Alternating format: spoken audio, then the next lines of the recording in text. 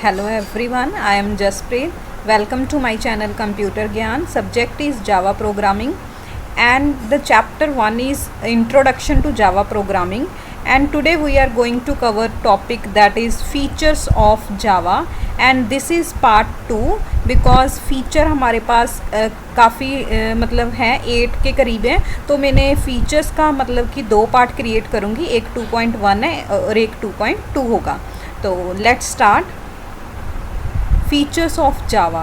तो first feature is Java is simple, मतलब कि जावा बहुत ही सिंपल है. Java is an excellent teaching language and an excellent choice with which to learn programming. देखो ये एक एक्सीलेंट टीचिंग लैंग्वेज है और एक एक्सीलेंट चॉइस है जिसमें हम लर्न कर सकते हैं प्रोग्रामिंग को. The language is small so it's easy to become fluent. तो लैंग्वेज जो है वो बहुत ही स्मॉल है, सो इसलिए ये बहुत ही ज़्यादा फ्लुएंट बन चुकी है. ठीक है.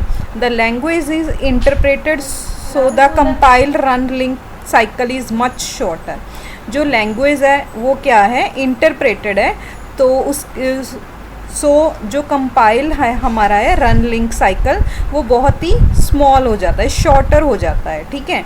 The runtime environment provides automatic memory allocation and garbage collection.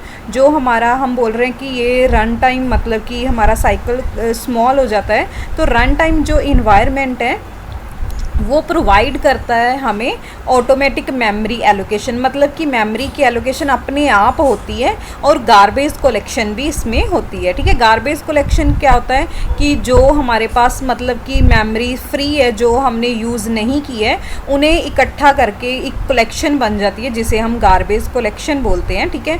So there's less for the programmer to think about, मतलब कि प्रोग्रामर के लिए सोचना कम हो जाता है क्योंकि ये काम अब ऑटोमेटिक हो गया. ठीक है. मेमोरी एलोकेशन और गार्बेज कलेक्शन ऑटोमेटिक हो गया. सो प्रोग्रामर की जो मतलब हम बोल सकते हैं कि जो मतलब कि प्रोग्रामर की जो लोड है वो कम हो गया. ठीक है. उसे इससे रिलेटेड नहीं सोचना पड़ेगा. जावा इज़ ऑब्जेक्ट ओरिएंटेड है. ठीक है. जावा एक ऑब्जेक्ट ओरिएंटेड है, जैसे C++ हमारी ऑब्जेक्ट ओरिएंटेड है, वैसे जावा भी ऑब्जेक्ट ओरिएंटेड है, unlike basic. So the beginning programmer does not have to unlearn bad programming habits when moving into real world project. देखो जो बेसिक हमारी C थी, ठीक है, उसकी तरह नहीं है. जावा ऑब्जेक्ट ओरिएंटेड है. जो हमारी बेसिक थी C थी वो हमारी थी प्रोसीजर ओरिएंटेड. ठीक है. जावा क्या है, ऑब्जेक्ट ओरिएंटेड.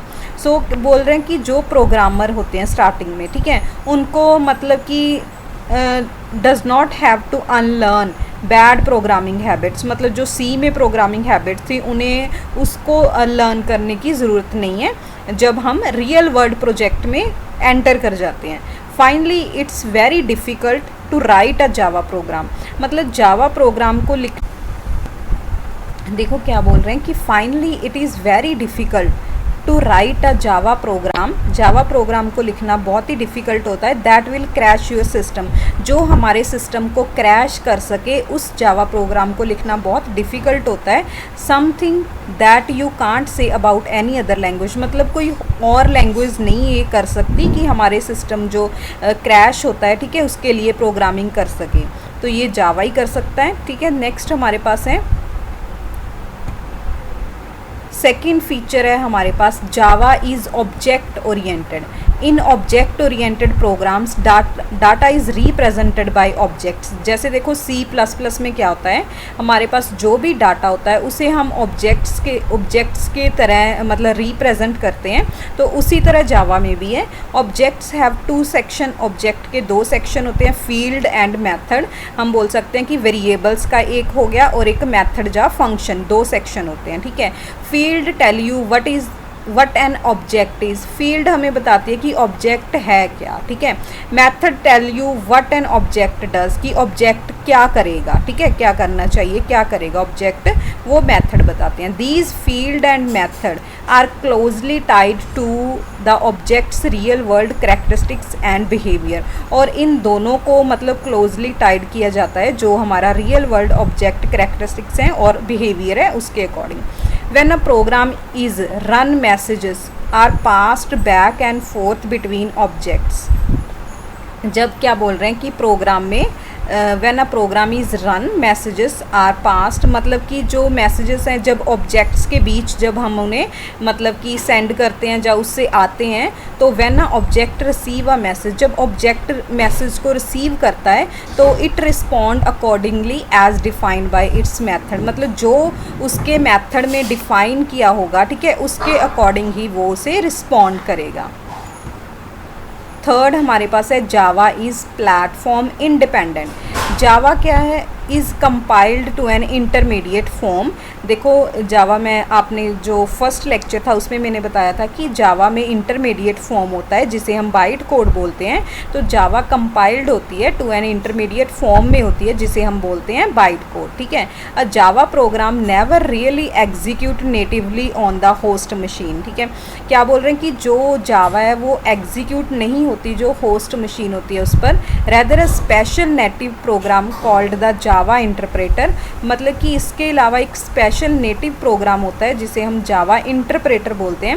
वो क्या करता है, रीड करता है बाइट कोड को एंड एग्जीक्यूट्स करता है कॉरस्पॉन्डिंग जो नेटिव मशीन इंस्ट्रक्शंस हैं उनको, ठीक है। Thus to port Java program to a new platform all that is needed is to port the interpreter and some of the library routine, मतलब कि जब हमने जावा प्रोग्राम को पोर्ट करना है किसी नए प्लेटफॉर्म पे तो हमें ज़रूरत होगी पोर्ट मतलब इंटरप्रेटर के पोर्ट की और कुछ लाइब्रेरी रूटीन्स की हमें ज़रूरत होती है। Even the compiler is written in Java, जो कंपाइलर होता है वो भी हमारा जावा का जावा में ही रिटन होता है, मतलब प्लेटफॉर्म इंडिपेंडेंट होता है, मशीन पर डिपेंडेंट नहीं है, ठीक है। तो हम इसे ये पोर्टेबल होता है, ठीक है। The byte codes are precisely defined, मतलब बाइट कोड्स को बहुत ही प्रिसाइजली डिफाइन किया जाता है and remain the same on all platform, मतलब सारे प्लेटफॉर्म्स के लिए वो सेम रहता है बाइट कोड जो होता है। फोर्थ है हमारे पास जावा इज़ सेफ। जावा एक सेफ लैंग्वेज है। देखो Java was designed around the principles of secure execution of code across a network, जो हमारा नेटवर्क है उस पर मतलब जो एग्जीक्यूशन होती है कोड की वो पूरा सिक्योर हो, ठीक है। उस प्रिंसिपल को देखते हुए कि सिक्योर हमारी एग्जीक्यूशन हो कोड की नेटवर्क पर जावा को डिज़ाइन किया गया है। This required the elimination of many features of C and C++, तो इसने मतलब कि बहुत सारे जो C और C++ के फीचर हैं उन्हें एलिमिनेट किया है। Most notably there are no pointers in Java, मतलब इसमें कोई पॉइंटर नहीं है। देखो मैं क्या बोल रही हूँ आपको कि बहुत सारे फीचर जो C और C++ के हैं उन्हें एलिमिनेट किया है। उनमें से एक है पॉइंटर, क्योंकि C और C++ में C++ में पॉइंटर यूज़ किया गया था, जावा में कोई पॉइंटर यूज़ नहीं होता। Java programs can not access arbitrary address in memory, जो मेमोरी में हमारा आर्बिटरी एड्रेस होता है जावा प्रोग्राम उसे एक्सेस नहीं करता।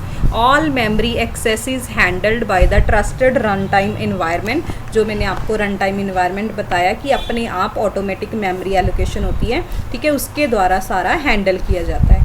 फर्दर मोर जावा है स्ट्रॉन्ग टाइपिंग, मतलब जावा की स्ट्रॉन्ग टाइपिंग है।